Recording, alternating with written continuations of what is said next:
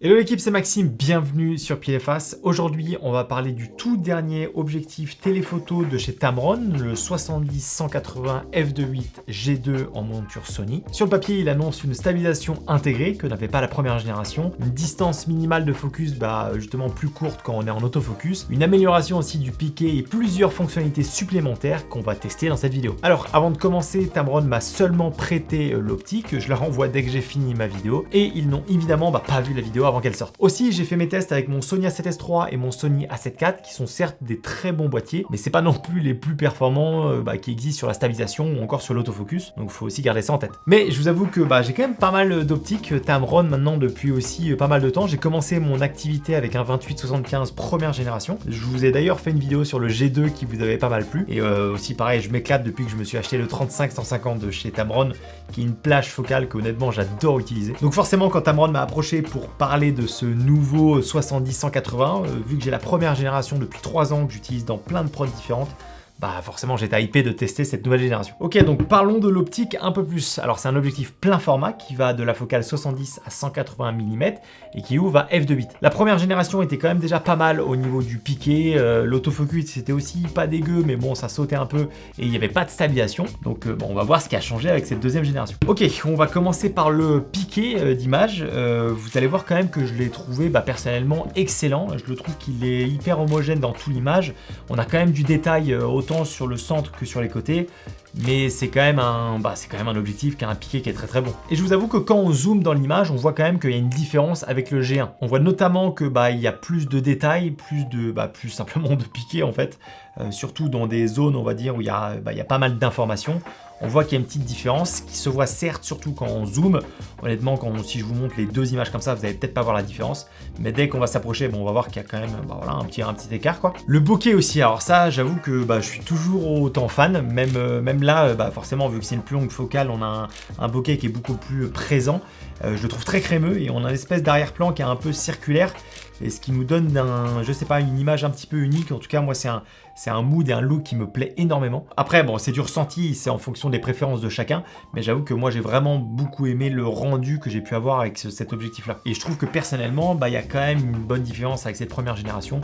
Ou du moins, je trouve que la qualité est quand même plus supérieure. Ok, on peut parler aussi de l'autofocus maintenant. Alors, sur cette G1, je trouvais qu'on avait des petits sauts de temps en temps. Et sans trop savoir pourquoi, mais ça suivait pas tout le temps son sujet. Alors après, ça restait bon, mais je trouvais quand même que par rapport à mon 28-75, il y avait une petite différence qui était notable. Alors après, c'est normal, forcément, plus on a une longue focale, plus l'autofocus c'est on va dire moins facile à gérer que sur les plus petites focales. Et du coup pour cette G2 là, j'en attendais vraiment qu'il y ait une bonne différence, et pour être totalement honnête, j'ai pas vu une énorme différence.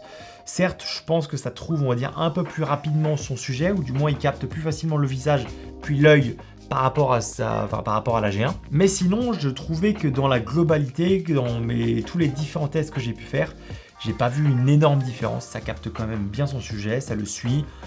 Maintenant, dès qu'il y a un truc qui passe devant l'objectif, ou alors que c'est un peu plus complexe, il galère encore un petit peu. Après, encore une fois, c'est histoire de chipoter. Pour 95% des utilisations, ça suffit largement, mais bon, je l'ai trouvé non plus pas excellent de chez excellent. Après, honnêtement, pour tous les projets que je peux faire, que ça soit sur mes vidéos à côté ou même pour des prods, ça me suffirait largement d'avoir un autofocus comme ça. Donc voilà, je suis un peu déçu, je m'attendais à un peu mieux, mais ça fait quand même très bien le job. Avant de vous parler de la fameuse stabilisation de cet objectif, j'aimerais vous parler d'Arclis, qui est le sponsor de cette vidéo et qui d'ailleurs organise un très gros concours qui, je pense, va vous intéresser. Alors Arclis, c'est l'outil que j'utilise le plus en tant que vidéaste et que je recommande d'ailleurs le plus à tous ceux qui font de la vidéo, parce que c'est de la musique libre de droit dans plein de styles différents, avec un catalogue qui est vraiment hyper profond. C'est aussi du sound design avec des milliers de bruitages pour toutes nos vidéos. Ils ont également un abonnement plus poussé avec, là on a des vidéos libres de droit et aussi des templates de motion design qui personnellement me servent quand même beaucoup. Vous avez plusieurs abonnements en fonction de ce que vous avez besoin, et quand vous téléchargez une musique, vous avez des droits à vie, et ça j'avoue c'est hyper agréable. Et ce que je vous disais juste avant, c'est qu'en fait il lance un énorme concours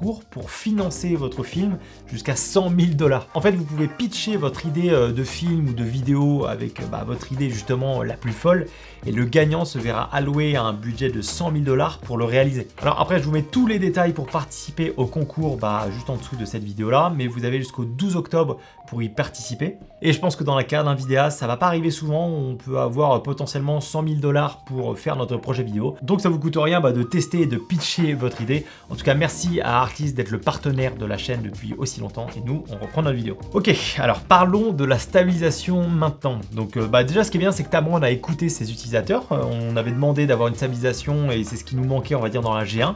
Et là, du coup, ils nous ont mis un système de stabilisation qui s'appelle VIC. Donc évidemment, c'est un système qui est censé adoucir les mouvements. Et j'ai fait plusieurs tests à main levée en étant statique, en essayant de faire un petit mouvement en espèce de petit parallaxe avec un sujet. Et j'ai également testé l'optique dans différentes focales et aussi avec différents boîtiers. Mais en toute honnêteté, en vidéo, j'ai pas vu la différence avec le G1. Après, j'ai utilisé mes deux Sony qui sont pas non plus, on va dire, les plus incroyables en stabilisation en interne. Donc forcément, ça aide pas. Et aussi, pour avoir testé il y a pas longtemps là, le Sony 70-200 GM2 quand on est parti en Islande, qui est quand même un objectif qui est stabilisé, qui est haut de gamme du panier. Et c'est pareil, il y a quand même, ça annule pas tous les mouvements, c'est normal dans cette focale là. Donc je sais que c'est pas facile à stabiliser ce genre de focale, mais honnêtement je m'attendais à un peu plus. On est quand même sur une G1 qui n'a pas de stabilisation, et là par rapport à la G2, à vous de juger si vous trouvez qu'il y a une différence ou pas. Mais personnellement, je vois pas tant que ça la différence quoi. Alors après, on a forcément des à-coups et ça on pourra jamais les enlever, peu importe la qualité de la stabilisation. Mais quand même, sur la G2, on était censé avoir une stabilisation qui était optimisée avec un système d'IA qui permet justement en fonction de l'angle de prise de vue d'adoucir et d'optimiser, on va dire, les mouvements quoi. Donc ouais, assez surpris de cette stabilisation, je m'attendais à le voir un peu plus en vidéo. Par contre, en photo, ça se voit quand même un peu plus. Dès qu'on baisse l'obturateur à des vitesses qui sont assez compliquées, qui prennent un peu de temps à prendre la photo, on voit qu'avec la G1, ma photo est floue, alors que justement si je prends la G2, elle est un peu plus nette. Donc on peut voir quand même qu'il y a un système de stabilisation qui marche, en tout cas moi je l'ai plus vu en photo qu'en vidéo. Et forcément, entre un objectif stabilisé ou non, la stabilisation c'est toujours un plus, ça c'est sûr. Pareil, on n'est pas à l'abri que l'optique soit mise à jour et qu'on puisse avoir un niveau de stabilisation qui est un peu plus poussé en vidéo. Également, j'ai vu aussi pas mal de vignettage sur quasiment toutes les focales, sur le G2 par rapport au G1.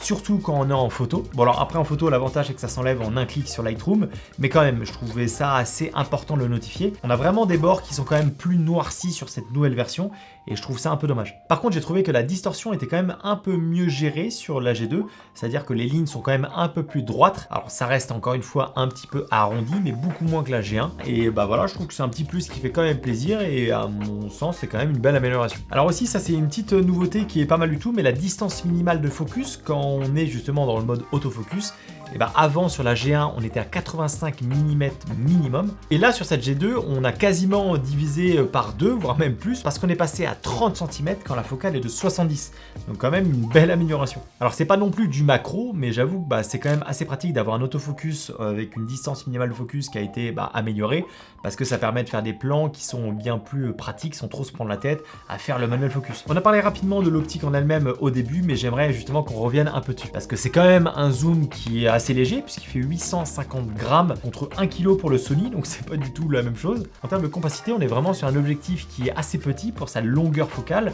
ça entre assez facilement dans sa sac, et souvent l'inconvénient qu'on a d'avoir un téléphoto comme ça, c'est le poids et la taille, et là pour le coup cette optique répond à ces deux problèmes là. Cette compacité, on l'avait déjà avec la G1, on peut voir d'ailleurs qu'elle est légèrement plus grande de ce qu'on avait avant. C'est à peu près similaire, mais voilà. Et forcément, vu qu'on a une stabilisation, qu'on a aussi des boutons qu'on va voir juste après, c'est légèrement un peu plus lourd que la première génération. Mais mine de rien, c'est quand même le zoom le plus compact à l'heure où je tourne la vidéo dans cette range de focale là. Aussi, on a quand même des nouveautés physiques sur cette optique là. Alors déjà, on a un bouton qui est paramétrable via le boîtier sur le côté de l'optique, et on a également 3 modes qu'on va pouvoir venir personnaliser via notre boîtier ou via le logiciel Lens Utility. Parce que ça, c'est pas une nouveauté, on l'avait déjà sur, on va dire, les autres objectifs, notamment le 28-75 G2, mais en bas de l'appareil on a une prise USB-C qui va nous être bien utile. En fait, via un câble, on a juste à le connecter à notre ordinateur et télécharger le logiciel qui va s'appeler Lens Utility, et ça va nous donner accès à quand même pas mal de paramètres de l'optique. On peut changer le mode manuel focus pour passer en linéaire, donc avoir une transition de focus qui est bien plus douce et plus fluide quand on est en vidéo, et ça honnêtement ça fait la différence quand même. On peut également changer le sens de la rotation de la roue, on peut modifier pour le rendre en tant qu'ouverture, enfin bref, on a quand même pas mal de choix et de paramètres à choisir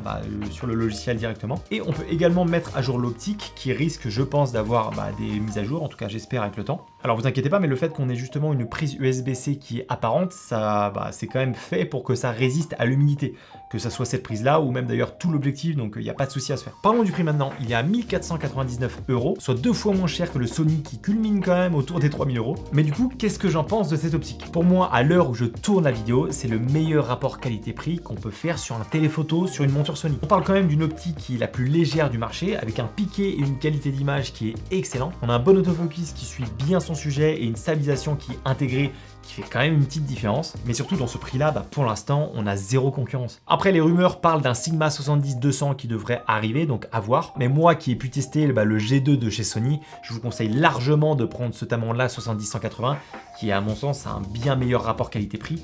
Et la différence entre le Sony et le Tamron va vraiment très peu se voir. Donc content de voir que Tamron termine sa trinité avec cette deuxième génération sur ces 3 objectifs. Honnêtement, des super optiques pour débuter et pour progresser en photo et en vidéo. Je les ai utilisés dans tellement de projets pro que je peux que vous les recommander. C'est des optiques qui sont fiables, qui ont un excellent piqué et surtout qui prennent pas de place. Là en termes de compacité, on est quand même pas mal du tout. Donc si jamais ça vous intéresse, je vous mets le lien de l'optique en description. Dites-moi d'ailleurs ce que vous pensez de cette nouvelle optique de chez Tamron. Un grand merci à Arctis d'avoir sponsorisé cette vidéo et nous on se dit à la prochaine dans une autre vidéo. La bise!